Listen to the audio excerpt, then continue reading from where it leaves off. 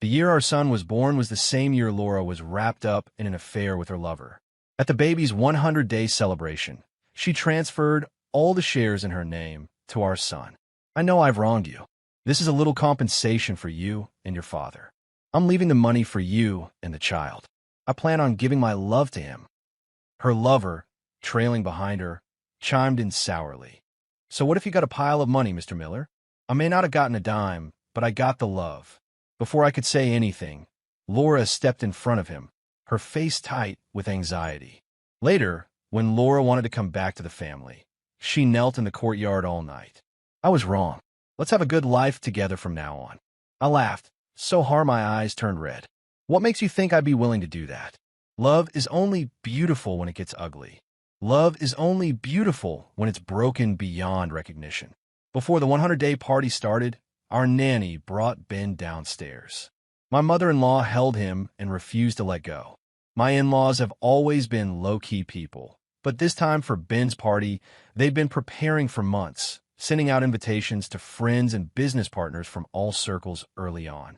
After 5 years, my in-laws were utterly smitten with their new grandson. Once they had him in their arms, they couldn't bear to let him go. I had just come downstairs when Laura's car pulled into the driveway. She wanted to hold the baby, but my mother-in-law stopped her. The first time she held our son, she carelessly dropped him on the floor. There wasn't a hint of guilt in her words or her tone. It was infuriating. Laura averted her gaze and walked over to me. Jacob, let's go upstairs and talk. There are a few documents I want you to see. I didn't need to go upstairs later, so I didn't stop her. Today was Ben's 100-day party. I didn't want to argue with anyone. A line of people followed behind Laura. They all went upstairs with us. Laura had several lawyers waiting in the third-floor banquet hall. We went to our room on the second floor first. Standing at the vanity, I calmly put on the watch I'd be wearing to greet the guests. Laura stood by the sofa, a lazy expression on her face, trying to make small talk. That outfit looks great on you today. The watch just wouldn't clasp right, and I was getting frustrated. Shut up, would you? I shot her a look. I don't want to hear a single word of commentary from you about me. Laura smirked. Fine. If it makes you unhappy, I won't say anything. Can't even take a compliment. There are people lining up outside waiting for me to praise them. If it weren't for the kid, you think I'd put up with your attitude? The person who dares to give me a sour face hasn't been born yet. After finally getting the watch on, I selected a pair of elegant cufflinks. Laura's reflection was visible in the mirror. For a second, our eyes met. Laura was wearing the gown I had custom-made for her last year. She was good-looking, but after having the baby, she seemed a bit. It was puffy. She was only 39. I didn't understand why she was aging so quickly. In fact, she had less vitality than her own mother. You could tell she'd been soaked in a life of indulgence for years. She hadn't worked a day in a decade and paid no attention to the company. It was clear she enjoyed this leisurely life. Watching her, I couldn't help but let out a cold laugh. Laura's favorite lover, Leo, had self-published a book praising his muse as the constant center of attention at every party, effortlessly charming in her every move, exuding the grace of an old money heiress.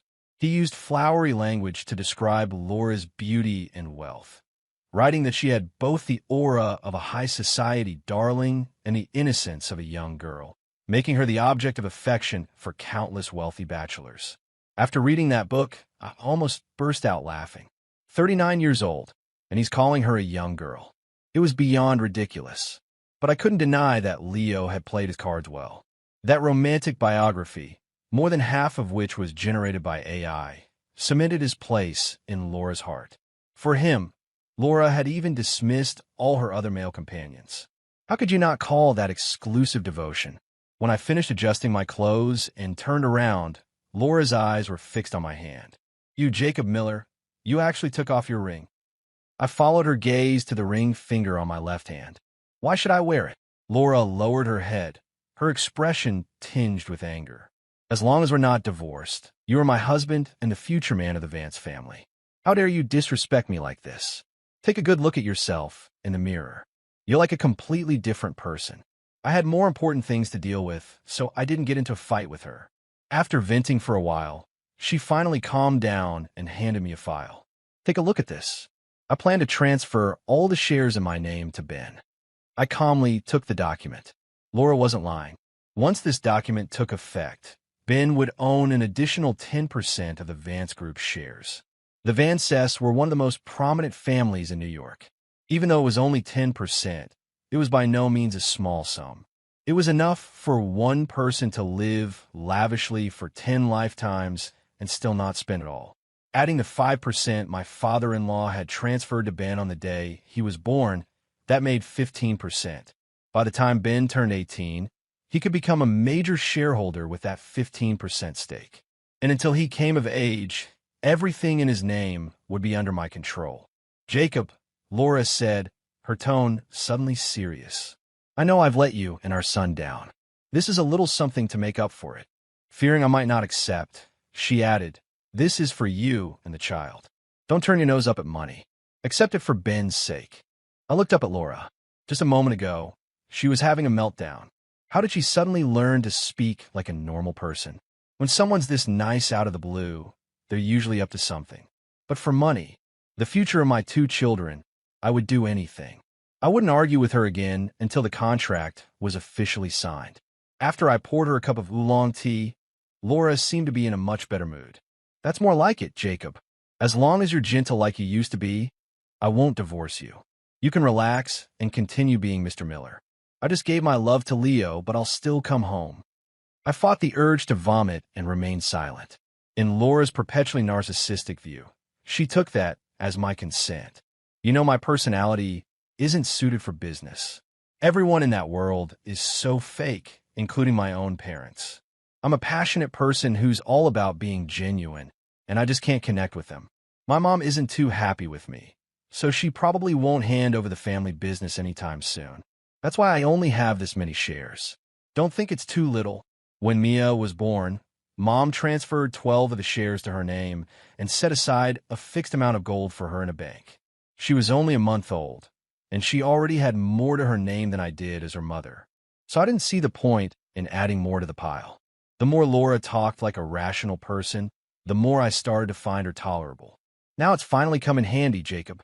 Everything I own is now for you and our son. Laura gave a phony smile and started praising herself.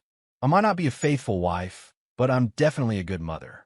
You can't argue with that, right? Smoking in our daughter's room, dozing off while holding our son. And Laura still had the gall to say that. I really wanted to pour that pot of oolong tea over her head. But for the money, I held back. Yes, you're a wonderful mother. You have both kids in your heart. I can't deny that I've seen all your efforts. I feigned a sigh. It's just that we weren't meant to be, but let's not let it affect the children. Ben and Mia both love you very much as their mother. A few words of praise were enough to make Laura beam. The smile on her face grew wider. Laura was right about one thing. Money is innocent. No one should have a problem with money. For the money and for my children, I would make sure to get my hands on every last one of her shares. After the party, come with me to the 3rd floor to sign the papers with the lawyers. Once it's notarized, the documents will be official. Let's go now, I said patiently. You're a busy person with a lot of friends. So many people want to see you, and I don't want to hold you up from your important business. Okay, Laura quickly agreed. She was 39 this year. By all rights, she should be at the peak of her career and full of ambition. But in reality, she was a complete waste. 15 years ago, Laura was beautiful and elegant. One look at her, and you knew she must have grown up in a life of privilege. That sense of ease about her was something you couldn't fake. She was nothing like me, unloved by my family and covered in thorns. Back then, to be honest, Laura was an excellent marriage prospect. She was one of a kind in our circle, not one of those spoiled heiresses who squandered their family fortunes, nor one of those hyper-responsible second-generation heirs bent on taking their family to the next level. Though she loved to brag, she had no grand ambitions and disliked hard work. Her character was at least not fundamentally flawed. She loved cats and dogs. She would set aside time every year to visit orphanages and spend time with children who had no families.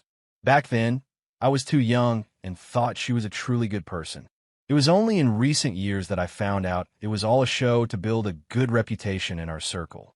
I blame myself for being too young then, for mistaking a fish eye for a pearl. For the first 5 years of our marriage, Laura was for the most part a good wife and mother. She loved to cook and would wait for my feedback and praise. She knew all my preferences, remembered my birthday and our wedding anniversary. She also adored children. After our daughter Mia was born, Laura said she would definitely be a great wife and mother. And she was. She was considerate to me in every way and doted on our child. She savored every moment of family time.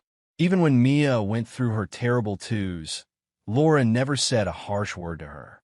6 years into our marriage, countless people said that even though it was an arranged marriage, my wife was a gentle and beautiful lady from a prestigious family, without a trace of temper or arrogance, and none of the bad habits of other spoiled heiresses. Moreover, her looks and figure could rival a movie star's. No matter how you looked at it, I, the one from a slightly less prominent family, was the one who had lucked out. A friend once said with conviction, "When you're choosing a partner, don't pick someone who is good to you only because they love you. Pick someone who is just a good person by nature. That way, even if the love fades, you won't end up hurting each other." In her eyes, Laura was that kind of person. At the time, I didn't pay much attention to my friend's casual remark. But looking back now, both my friend and I were blind. Laura liked children because she could play the role of the doting mother. With more than a dozen nannies around Mia, there was no need for her to worry about any of the actual caregiving. All she had to do was play with the child, so of course, she had no reason to dislike it. As for her love of cooking, it was simply a hobby, and she loved being praised. Looking closely, I noticed a few new fine lines around Laura's eyes. Time is cruel, always finding ways to leave its mark on a person's face. But Laura was too proud. She never bothered with skincare, never wore sunscreen, all under the guise of substance is more important than appearance. So whenever we attended important events together, the media would always joke that Laura looked a decade older than me. Because of that, Laura shut down 3 tabloids in a fit of rage. It became another joke in high society. "Ms. Vance, Mr. Miller, if there are no issues, you may." Ignoring this share transfer agreement, I had no objections. I took the document and pen, and without a moment's hesitation, signed my name. The 10% stake was now finally my son's. When Ben is old enough to understand, he will definitely be a good filial son to you, I said politely. Unexpectedly, Laura took it seriously. Of course he will. You won't find a more reasonable and generous mother in the whole world. She was always like this, with no real attachment to money. She was forever free, forever gentle, forever loving. She could be good to someone, but she could also retract that love at any moment and give it to someone else. People like her, who love so freely, are the downfall of people like me, who have learned to feel nothing. Laura handed me the signed documents. "You should check them again." My gaze fell on Laura's slightly weary face. Finally, I could stop pretending. Without her shares, what use did Laura have anymore? Downstairs, my praise must have sparked a flicker of maternal love, because Laura was searching everywhere for our son. "Let me hold him," Laura said again, spotting my mother-in-law playing with Ben. Seeing that I didn't object, my mother-in-law finally handed the baby to Laura. Laura awkwardly adjusted her posture. Our son was not happy in her arms. She hadn't held a baby in a long time and had forgotten a knack for it. Ben struggled in Laura's arms, twisting and turning on the verge of tears. Laura was at a loss and looked to her mother for help. My mother-in-law eventually took the baby back. Laura was a little displeased. "Why is he like this? I'm his mother. Why isn't he warming up to me?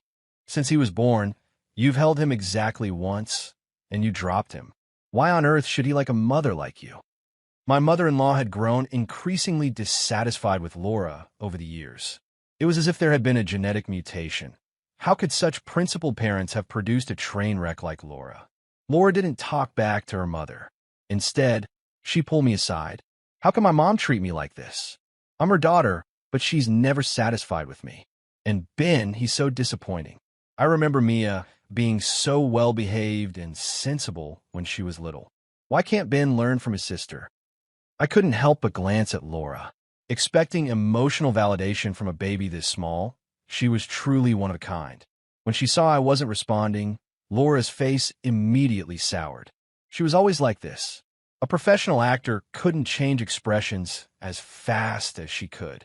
Just then, Mia came down from upstairs, and Laura immediately went over to her. Mia, have you missed Mommy lately? The last time I saw you was a year ago. Mia was not exaggerating in the slightest. Mommy is the face of the Vance family. I have to go to a lot of social events, Laura said, walking closer. You're so tall now. Let Mommy have a look. In a little while, how about Mommy introduces you to an uncle? Laura coaxed her gently. Mia, do you like having a little brother? The uncle outside already has a little boy. Mommy can bring him home for you to play with later. Will you cut it out? I interrupted her. Why would you say something like that in front of child? Laura fell silent. Mia looked up at Laura. Mom, are you talking about your illegitimate son? Laura was overjoyed. Yes, but he's also your little brother. When I bring him over, you have to be nice and not bully him, okay? A small smirk touched the corner of Mia's lips. She ran to her grandfather, feigning innocence. Grandpa, are you going to abandon me? Mom said she's going to have an illegitimate son, and I have to give way to my little brother. Grandpa, I won't bully my brother. Please don't kick me out, okay? My father-in-law shot a look at Laura. The expression on Laura's face was absolutely priceless. You little, haven't I been good to you? How could you tattle on me like that? Get out, my father-in-law said, his tone impatient. Laura, you've really outdone yourself saying things like that to a child. After getting a lecture in the third-floor study, Laura refused to leave. She dragged me back to our room and spoke in a placating tone. Jacob, you must have figured out why I transfer my shares to Ben. I'm trying to show you goodwill. Can't you see that I want you to put in a good word for Leo with Mom and Dad? You can't just take the money and not do your part. Mom finds fault with me every day and has ordered me to break things off with Leo completely. But I don't want to. I just want a home here and a home outside. Why is that so hard? How does me living my life with Leo on the side bother any of you? I've already shown so much sincerity. What are you still unhappy about? I may have given him my love, but I left the money for you and the kids. That's perfectly fair. I let out a soft laugh, but didn't respond. It was too late. Laura was saying all this far too late. I already had the money. Whether the favor got done or not, what did it matter? A Laura with no leverage was worthless. She had no chips left to negotiate with me. I entered the main hall for the party. 12-year-old Mia was by my side, looking at me with a serious expression. Dad, I won't let anyone make you sad. A wave of guilt washed over me. Mia had said the same thing 6 months ago. Even though she was young, she had already realized her mother didn't love her. But she still yearned for a mother's love. Parents may not inherently love their children, but children will always love their parents. Mia waited in the hospital for a full day and night. By the time her fever broke, Laura still hadn't shown up. In the 3 minutes I was out of the room to get something, she had secretly unlocked my phone. She opened the trending topics on X, and there it was, a scandalous headline about Laura.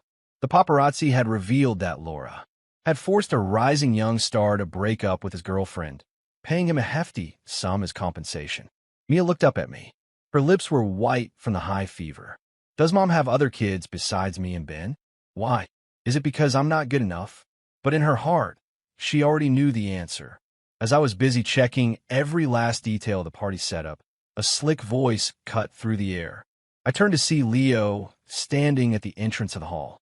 Before I could even ask him where he got the nerve to show up at the family estate, Leo strode toward me in his handmade leather shoes, completely ignoring my glare. His well-tailored Armani suit outlined his tall frame, and he looked radiant. Congratulations, Mr. Miller. I stood there looking at his slightly arrogant smile and didn't respond. Leo decided to press on, his eyes darting back and forth between Laura and me. Mr. Miller, Ms. Vance prepared the share transfer agreement a while ago. She said she was leaving all her shares to you and the kids. I'm so jealous, you know, suddenly having such a massive stake. But Leo's tone shifted, his eyes filled with envy. Some people are just destined to live out their days with only money for company. As for love, they won't get a single drop. It's truly pathetic. Looking at the jealousy he couldn't hide beneath his handsome face, I found it almost laughable. After all this time, he was still the same. He never learned restraint, never learned when to quit while he was ahead. Is that so? I smiled, unfazed. I glanced at Leo, meeting his eyes. True love conquers all. I hope you keep telling yourself that. Leo's face instantly turned ugly. He shot me a resentful look, then turned his frustration on Laura. Ms. Vance, Laura stepped between us, trying to smooth things over.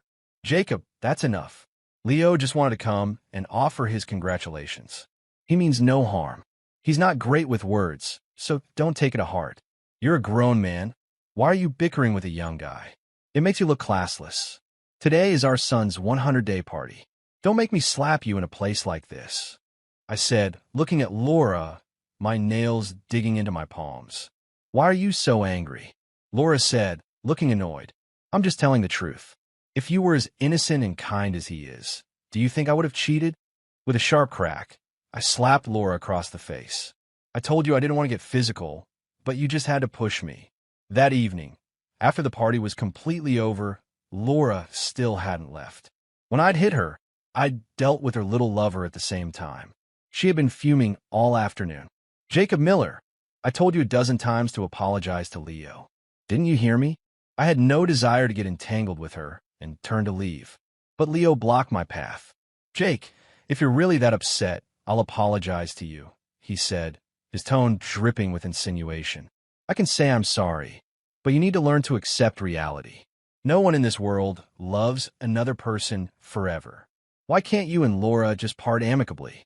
She stopped loving you a long time ago. Why can't you just divorce her? Leo said, lifting his head with a proud look. In the next instant, he was hit with a slap from my mother-in-law. Seeing my mother-in-law approach, Laura called out, Mom, how could you do that? In a flash, she was slapped too. Laura, oh Laura, my mother-in-law said, pointing a finger at her, trembling with rage. You have the nerve to ask me why? Why don't you take a look at the mess you've made, Laura, since you were a child? Your father and I taught you step by step how to be a person, how to conduct yourself. Is this how you behave as a wife? Mom, listen to me, Laura whispered, trying to maintain some semblance of dignity. This is between me and Jacob. We'll handle it. Can you please leave us to it? For someone of my status, do you really expect me to only love one person my whole life?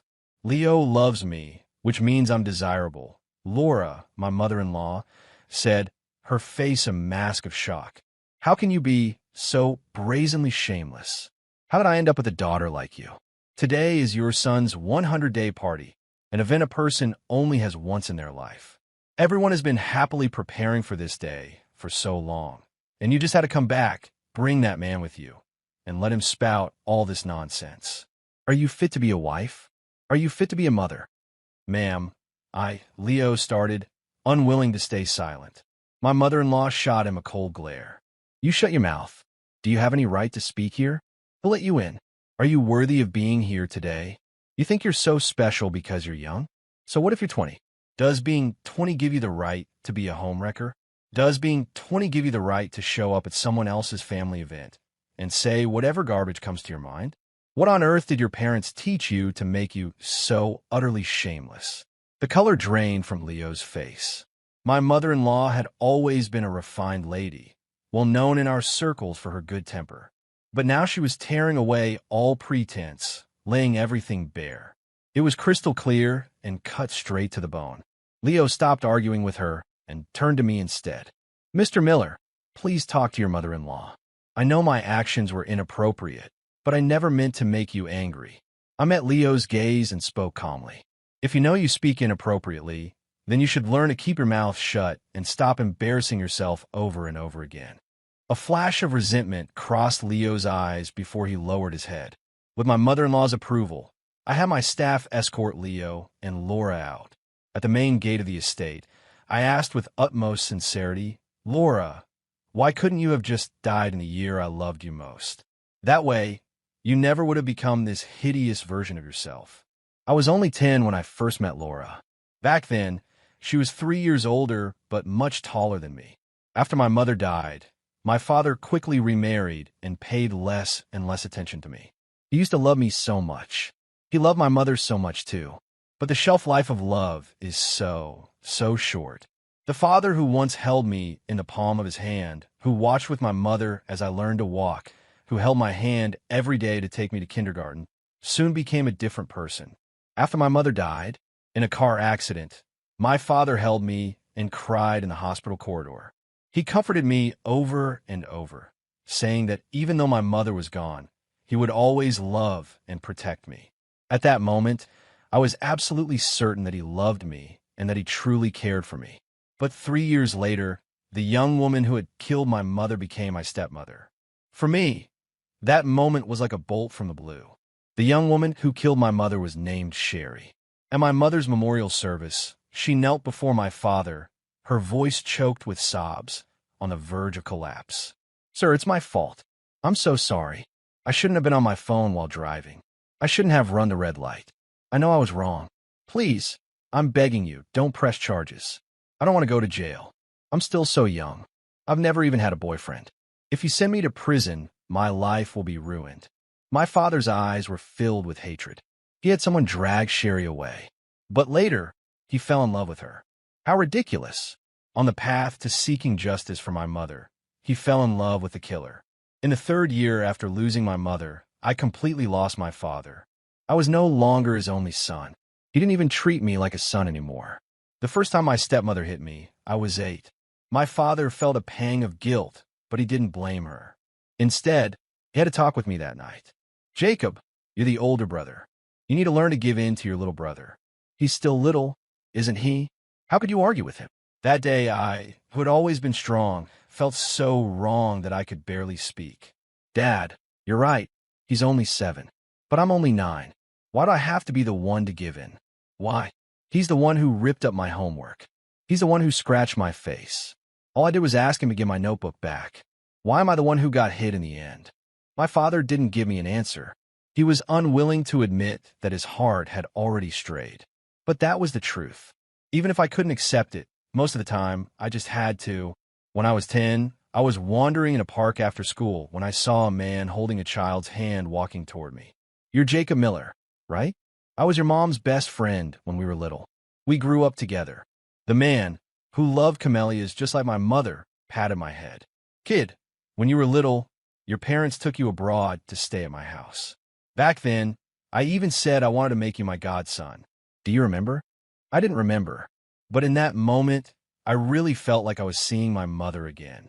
Just as I was slowly answering the man's questions, my stepmother's son ran out. "Hey, my brother, only 2 years younger than me," said, yanking my hair as he ran past. "Why are you hanging around here instead of going home? Careful you don't get kidnapped. And why didn't you go home? Are you scared I'll rip up your homework again?" So what if I did? My stepbrother didn't run off. He circled me.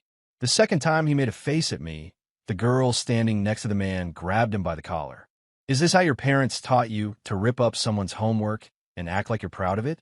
That was the first time she and I looked at each other face to face, seeing my stepbrother dangling in her grip. I felt a wave of sweet relief. It was the first time since my mother died that someone had stood up for me. In the long years that followed, I always vividly remembered that scene. A person starved for love will remember a casual act of kindness for a long, long time. I was that kind of person. After being kicked out of the house, Laura vanished from New York for a solid week, as if she'd evaporated. In a small corner of the financial papers, a prominent headline announced the good news of old Mr. Vance's electronics subsidiary about to ring the bell for its IPO in the U.S. Meanwhile, in the entertainment section, an equally glaring headline screamed, "Vance heiress allegedly dumped." Spotted on a secret getaway to Miami with a new flame, accompanied by a blurry long lens photo, on the beach under a sun umbrella, a young man in swim trunks leaned intimately over a woman on a lounge chair, the two of them kissing freely. It was Laura and Leo. My in-laws took turns calling Laura, but their numbers had been blocked. Laura was always like this.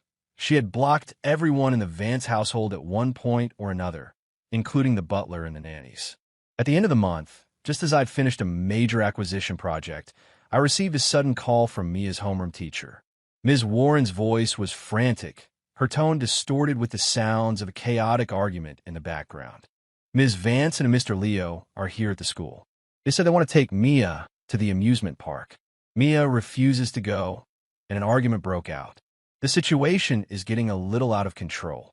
I could hear the sounds of struggle over the phone. Let go of me. Let go. I don't want to go with you. I don't know him. You're not my mom. Get away from me. My heart felt like it was being squeezed by a fist. I was too furious to speak. Ms. Warren, please try to stop her, I said, trying my best to control the tremor in my voice. I'm on my way right now. When I arrived at the school, a small crowd had already gathered in the parking lot, pointing and staring toward one of the academic buildings. The principal and several school administrators stood at the entrance of a building, their faces grim, looking as if they were facing a major crisis. From a distance, I could hear sharp crying and the angry, impatient voice of a woman. Mia had never been one to cry, and now she was being pushed to this. I hurried through the crowd. Mia Miller, get in the car. I'm your mother. Why are you being so distant with me? I just want to take you out to have some fun. Laura was speaking exasperated. Leo was trying to mediate with a fake gentle tone. Hey, come on, Laura. Don't be so hard on the kid. Mia's just a little shy. Come on, Mia. Be a good girl and say hi to Uncle. Uncle will buy you the newest doll set. Okay? Sharp crack. Laura was stunned by a slap from her father. She stared at us in disbelief. Seriously? What's the big deal? I just wanted to take Mia out to play. What's wrong with that?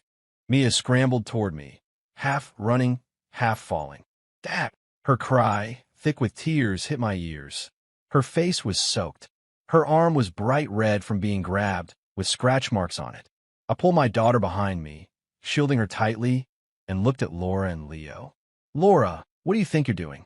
Being publicly confronted by a group of people. Laura flew into a rage. What's wrong with taking my own daughter out for a bit? I'm her mother.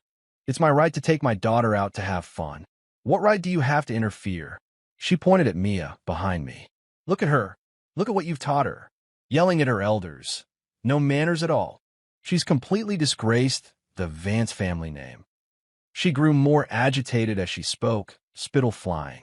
Leo quickly and solicitously tried to pull her arm. Laura, don't be like that. You're scaring the child.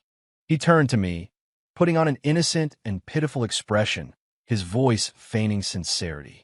Mr. Miller, please don't misunderstand. Laura, I just saw that Mia didn't seem to like me very much, so I wanted to buy her a gift to get closer to her, to make her happy. I swung my hand back and slapped him hard across his handsome face. Leo staggered back a step, the gift box dropping from his hand with a dull thud. A clear handprint instantly rose on his cheek. You dare hit me? Leo shrieked, clutching his face. I'm the one who hit you, I said, stepping closer. Whether my daughter likes you or not has nothing to do with you. Who the hell do you think you are? Are you even worthy of trying to influence her? My aggressive advance made Leo shrink back. His eyes welled up, and he turned to grab Laura's arm, his voice breaking into a sob. Laura, look at him. Laura's face darkened completely. She shielded Leo behind her, standing like a wall in front of me, glaring. Jacob Miller, don't you go too far? If you have a problem, take it up with me. Laura was slapped again, this time by her father. Laura, even a vicious tiger won't harm its own young. You brought this worthless piece of trash here to humiliate your own daughter in public. Do you even have a heart? Laura's cheek twitched as she was berated, but she couldn't find a single word to retort. The school security footage was the final straw. The video clearly showed Laura and two bodyguards forcibly dragging Mia toward a car. Laura's sharp rebukes, Leo's attempts to get close to the child, and Mia's desperate screams were all recorded. Laura was ordered to move out of the Vance family home. That night, I was summoned to the study in the main house. My father-in-law sat behind a large desk, his expression somber. My mother-in-law sat in a velvet chair beside him. Her expression softened when she saw me. Laura had infuriated everyone today.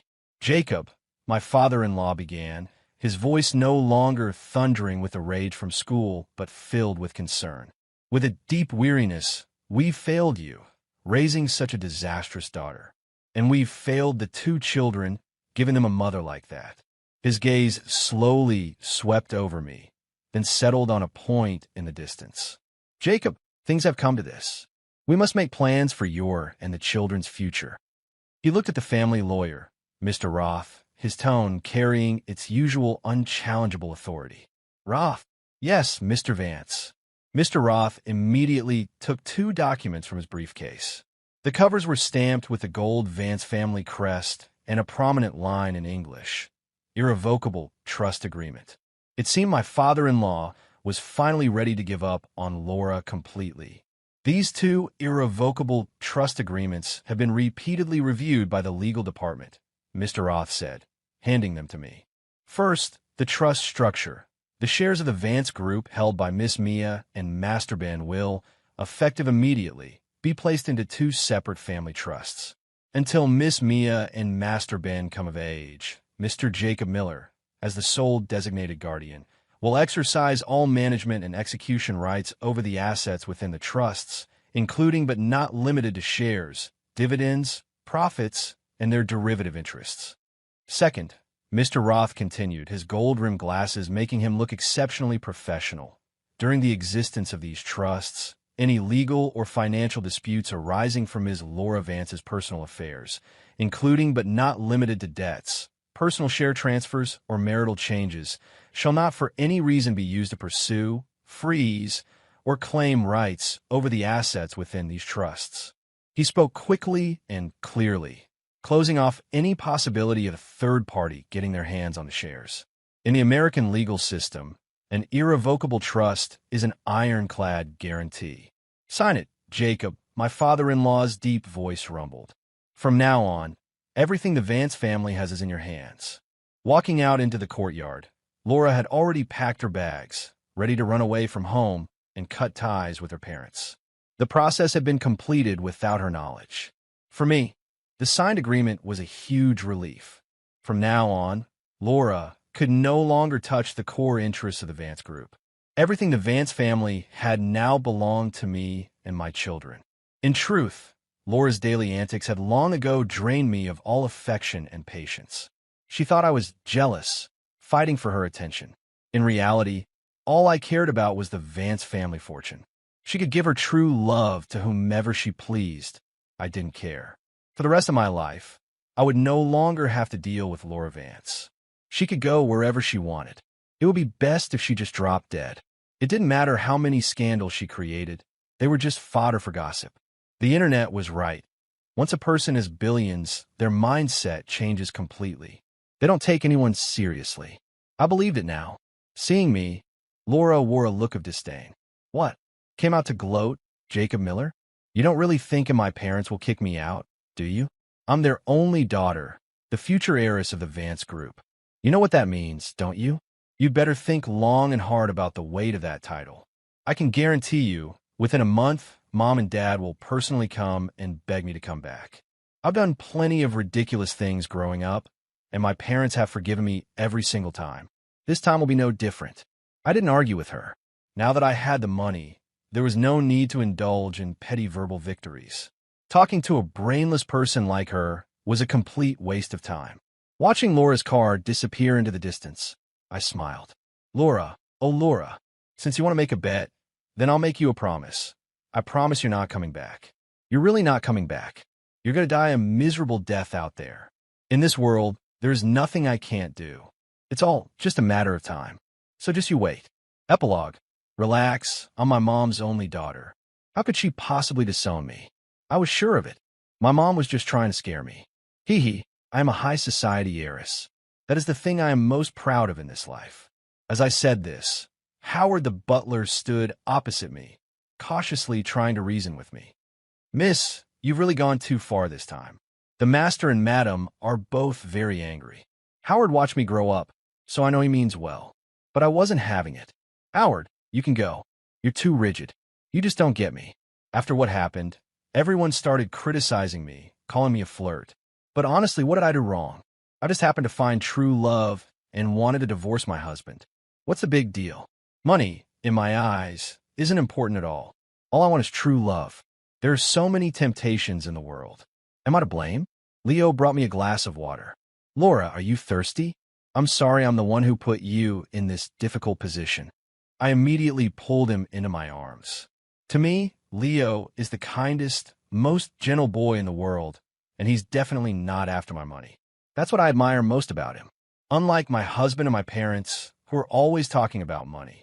Even though my husband Jacob is from the same social class as me, his mind is always on money. So tacky. He could never be as relaxed and carefree as I am. It makes me angry just thinking about it. Last month, my parents told me to break up with Leo immediately. To rebel against them, I secretly sent a rather important business proposal to my dad's competitor, causing him a measly billion-dollar loss. It was such a small thing, but my father flew into a rage and told me to get out. And another thing, I just dozed off while holding my son and accidentally dropped him. My mom actually slapped me. My God, I have never been so wronged in my entire life. In the afternoon, I drove my sports car back to the family estate. This time, Howard didn't even greet me when he saw me. I was furious. I am the sole heir of the Vance family. How dare mere butler disrespect me, even though I'm not a petty. I couldn't accept his coldness. I am the sole heir of the Vance family, the top of New York's 3 great dynasties. The world is supposed to revolve around me. I walked into the living room with Leo on my arm. He was wearing a limited edition couture suit. On his wrist was a limited edition designer watch I'd given him, sparkling brilliantly. Leo is the person who loves me most in the world, and I must give him the best of everything. Entering the living room, I greeted the housekeeper very politely. Mrs. Diaz has known me since I was a child. Even though I was in a bad mood, there was no need to take it out on her. There's an unwritten rule in our circle of heiresses. You can be morally bankrupt, but you can't be rude. As the most generous heiress in our circle, I naturally live by that. Dad, Mom, I said, greeting my parents. What did you want to see me about? Leo sat next to me, looking a little nervous.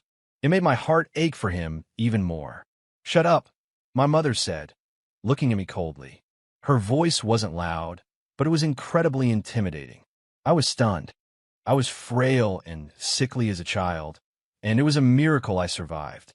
My grandparents always spoiled me rotten and never allowed my parents to interfere with my upbringing, so I had never been treated like this. Laura, take a good look at the trashy headlines you've been making lately. How can you be so shameless? My mother yelled, throwing a newspaper in front of me. I felt a little guilty, but then I remembered I was the sole Vance heir, and that guilt quickly vanished. I held Leo's hand tightly to reassure him. Mom, I know you like Jacob. I used to like him too, but now I'm over him. I want a divorce. I know you're prejudiced against Leo, but I'm an educated adult. I have the right to make my own choices. You can't force love. I don't understand why my parents are so stubborn. You disgrace, my dad said suddenly after a long silence. Is this how you find happiness? By selling out the company and abandoning your husband and children? Laura, if I'd known you'd turn out like this, we would have been better off raising a pile of bricks. I was unfazed. In fact, I was starting to resent my parents. My father is a kind man, but for some reason, he was always strict with me. When I was little, my mother's health was poor after giving birth to me, and she was often sick. My grandparents were afraid she would pass her illness on to me, so they insisted on raising me themselves. My parents were sad, but they couldn't refuse. Later, my mother's health worsened, and my father took her to the United States for treatment. By the time she fully recovered, I was already 5. My mother was filled with guilt, holding me and crying, saying she had missed my childhood. I wasn't moved at all. Because my parents were both paragons of virtue, Ivy League graduates, they always demanded I do the right thing, that I take my studies seriously. But I hated studying more than anything. My grandparents, on the other hand, were different. They loved me the most and spoiled me. Loved me unconditionally. I'm so glad they raised me. Otherwise, my life would have been miserable. My dad started nagging again. How has Jacob wronged you? And what about the children? They're so young. Is this how you act as a mother? I couldn't be bothered to answer, so I stayed silent. To be honest, deep down I looked down on my dad a little. I didn't think he was any more capable than me. He was just a bit luckier. His indecisive personality was completely unsuited for the cutthroat world of business. But the media called him a benevolent entrepreneur, a true gentleman respected by many of his competitors. That's hilarious. He's not even in my league. Okay, if someone crossed me, I would crush them completely and show them what's what. My mother spoke up too, telling me to break things off with Leo immediately. Leo turned to look at me, tears streaming down his face. Laura, I'm sorry. No matter what I do, your mother will never like me. I should just leave. I don't want to make things difficult for you. My parents' words finally set me off. I smashed a vase on the table. Dad, Mom, can you just stop? Do you have to talk like this? Leo truly loves me. Why do you have to push him like this? Yes, he doesn't come from a good background. He grew up in the slums of New York. His mother was once a rich man's mistress, and he's an illegitimate child. But it's not like Leo could choose any of that. He's had a hard life, can't you see? Besides, it's not like Jacob's family background is that much better. Why are you so pleased with him? Jacob and I did like each other at first. I first met him during my teenage years. He was a pitiful sight, having lost his mother at such a young age. His father had fallen in love with the woman who killed his mother and even married her. Ever since Jacob's stepmother moved in, his life became difficult. The first time we met, I saw his stepbrother bullying him and immediately stepped in. Many years later, when Jacob and I were married, he told me that he had remembered me ever since that day and was always grateful to me. Back then, he loved me deeply, almost worshipped me.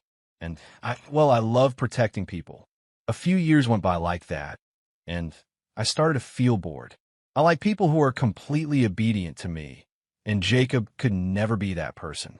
To be frank, he's actually a very outstanding man. He was accepted to Cornell at 16 with a full scholarship. As for me, the only reason I graduated from college abroad was because my dad donated a few buildings. After joining the Vance Group, Jacob quickly achieved great results.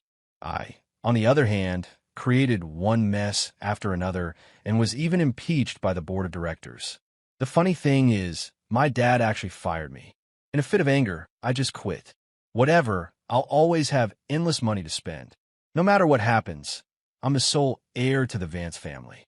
When I successfully inherit the Vance Group, I'll dissolve the board and fire everyone who impeached me. I'll also kick Jacob out of the company. I'm the rightful heir, but he gets all the spotlight, making me live in his shadow. It's humiliating. I can't stand this humiliation. My eldest, Mia, is very smart and hardworking. My parents adore that little one and are even grooming her to be the next heir.